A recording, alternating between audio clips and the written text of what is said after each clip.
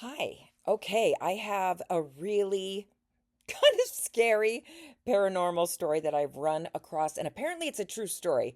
So sit back, get ready for this one because it's really blown up again in 2025, even though this happened in the 1980s. Long day at work today, so I thought, what better than an amazing supernatural paranormal story, right? Okay, so, all right. By the way, thanks for being here, everybody. Thanks for making it over to this channel where, again, the theme is to be a little bit more casual over here, a little bit personal. And I thank you for being here. And I'm trying to read all of your comments and respond to them. So, 1983, this is the Don Decker case, also known as Rain Man or the Rain Man incident. This has really made the rounds again, especially on the new Twitter called X as of 2025. So, after attending his grandfather's funeral in Stroudsburg, Pennsylvania, 21-year-old Don Decker fell into a trance like state at a friend's house. Witnesses reported water inexplicably dripping from the walls and ceilings. Oh my goodness. Defying physics, of course, as if it were raining indoors. Well, I get it, hence the Rain Man story. The phenomena escalated. Decker levitated off the floor. Oh my gosh. Claw like marks appeared on his body. I'm imagining they were like in like those scratches of three, right? Suggesting a malevolent presence. Oops, sorry about that. Someone's walking in my front door. Local police, initially skeptical, investigated and were baffled as objects moved and water fell in impossible patterns. It reminds me of the movie Interstellar. Do you remember when um, he was trying to contact her from another dimension in the future? He was moving books so that the dust in the sand was falling in a particular way. This reminds me of that. So the water was raining in a particular way in this room, I guess. So they were baffled. Objects were moving. Water was falling in weird patterns.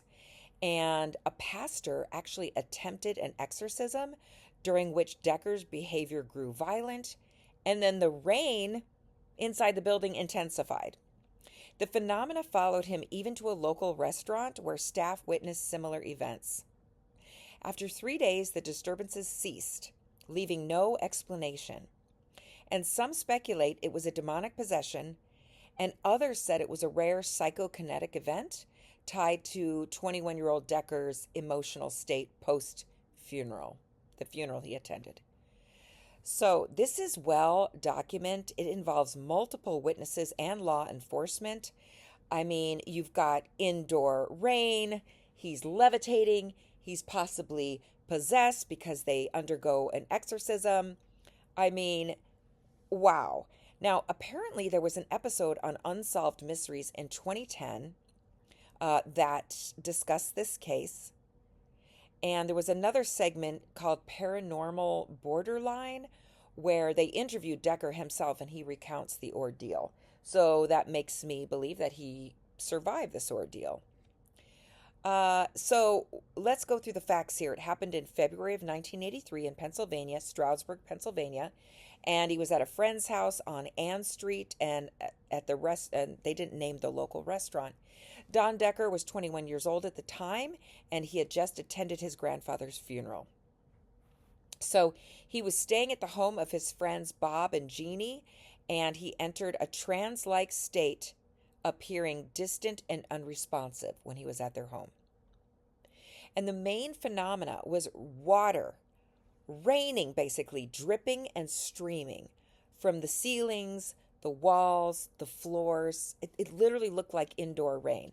Now, I'm sure they were checking for overflowing bathtubs or clogged sinks or whatever, right? The water actually defied gravity. Listen to this. It moved horizontally and it even went upward, like it rained upward. Can you imagine that? With no identifiable source. There was no plumbing leaks, no external weather issues. So, multiple individuals witnessed this. So, we had Bob and Jeannie. I don't want to say their last name, just legally to protect myself, really. Their family members, two local police officers, John and Richard, I'm not going to say their last names, a restaurant owner, and staff at the restaurant. Apparently, one of the witnesses, it was either Bob or Jeannie, I'm not sure which one, witnessed Decker levitating off the floor at least once and seeing claw like scratches appear on his body multiple times. A gold cross reportedly moved, or they said burned, Decker's skin during an attempted exorcism.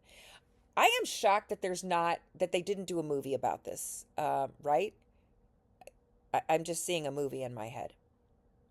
So during the exorcism, a pastor at, Bob and Jeannie's request, came to the home, and that's when Decker became aggressive. The indoor rain, imagine, up, horizontal, down, whatever, it just intensified, and he appeared to be in great physical distress. So I don't know how he ended up at a restaurant, but he went to this restaurant. The owner and the staff witnessed water starting to drip from the ceiling and the walls. Can you imagine? And then they were asking young Decker, please leave our establishment. We can't have this here. Like, obviously 1983 was before cell phones. By the way, here's my cell phone case. Looks like a little painter's palette. It's so funny because how many times I've lost my phone because I put it down on a table, and I do have a lot of art supplies, and I'm like, where is my phone? I'm like, oh yeah, it's this little painter's palette. Anyway, yeah, this was before cell phones. So, of course they're going to ask him to leave. I think nowadays if that happened, don't you think everyone would just get out their cell phone? I do. Okay, so apparently this phenomena lasted about 3 days, ceasing abruptly after the exorcism attempt concluded.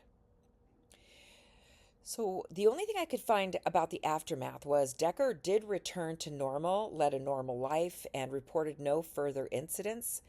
However, he later served a prison sentence for a prior unrelated charge, but discussed the events in interviews on the Supernatural, blah, blah, blah. And we talked about that. It was on a couple different shows. So they could find no scientific cause for this. There was no weather anomalies like, great humidity or fog. I don't know. And they left all the screens open, whatever. There was no plumbing issues, no overflowing bathtubs, etc. Theories, I'm sure you guys can guess, demonic possession, poltergeist activity linked to Decker's emotional state. Again, he was young. He was only 21. The grief and trauma from his grandfather's death, and he might have had some psychokinetic abilities, right?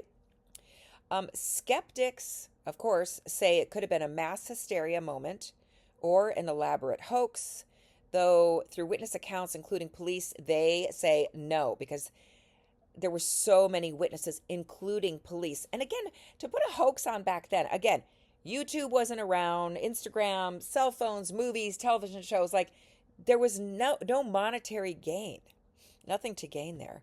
So, and again, it was on Unsolved Mysteries back in 2010. And however, this story is starting to make the rounds again in 2025. So, wild, right? Super wild.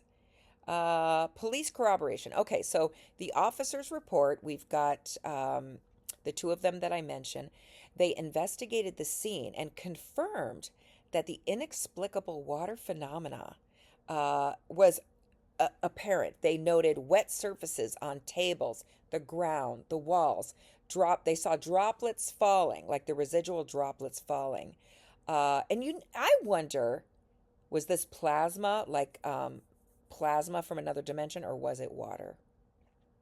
But they said that they saw it and wrote reports about it. And so, yeah, I mean, that really gives some credibility to this. So investigations found no evidence of tampering. There was no hidden water sources, no staging. And get this, the phenomena occurred in multiple locations. So we've got the house, we've got the restaurant. So like setting this up, less likely, because you can't, I mean, I guess you could, but again, the restaurant wasn't gaining anything. In fact, they were saying, you need to leave here. So, no photos, no videos, no physical samples exist of this incidence to verify the claims. So, we're just relying on witness testimony and the officer's reports. Phenomena like indoor rain and levitation and demonic possession are not scientifically verifiable. I mean, I guess that's true. So, of course, skeptics are saying this was likely condensation mixed with psychological stress or mass hysteria. But the reason why I'm so interested in these stories is because, again, I've been in healthcare before 1998, but really started working as a nurse in 1998. But I was a nursing assistant before that. So let's say since the 90s. Did I start volunteering in 89 though? Because I did volunteer in a hospital first. And that, no, that still would have been around, I don't know. I'll say the 90s just to be on the safe side. But I've seen psychological trauma. I've seen stress. I remember I had to work at the state mental hospital in nursing school. Well, not work. We had our rotations through there. So I've seen the most amount of medical stress and trauma you can see. And I've never seen stuff like this. And that's why, but, and again, you guys know I talk about hospice and all the unusual stuff I saw in hospice. But stories like this are so interesting because I absolutely think these things are possible. And I don't chalk it up to, stress and grief and stuff like that, because I've seen stress and grief a million times, yet I don't see the walls leak. That is just, no. Yeah, so I'm not going to just blow it off and say it's that. And that's why this really, really intrigues me, especially when you have police reports. They're not going to risk their career falsifying a report. What did they have to gain about that in 1983? Wouldn't it be so interesting if they made a movie or like a Netflix or a, whatever you watch, Prime Video or whatever, about this? I think this would be really interesting. But yeah, what do you guys think? You think the police perspective was correct? I don't know. So basically, the conclusion is that this story is true, that it was based on documented, consistent accounts from multiple credible witnesses, including law enforcement, no evidence of a hoax. It's just the most bizarre paranormal elements, is it not? Indoor rain and possession. Yeah. So this was an interesting one. It's the Decker case from 1983. Comment below what you think of this. It's an interesting thing to ponder as we head into the weekend here, is it not? Okay, I hope that was entertaining. It certainly kind of was well, I hadn't heard of that story until tonight. I thought I would share it. Yeah, I don't have anything medical to add to that one. I kind of lean more towards the psychokinetic energy coming from him. I do lean that way. Poltergeist activity is more common around teenagers because they're coming of age, and there's just a lot of inner angst and hormones and emotions, and he was only 21. You couple that with a close family member that just died, and maybe that energy and the grief it's still surrounding him, and then who knows what else he was up to. Why did we have the possession come into play? I don't know. I think that's the perfect recipe for something like this to go down, right? Curious what you guys think. Okay, have a good night. Thanks for being here.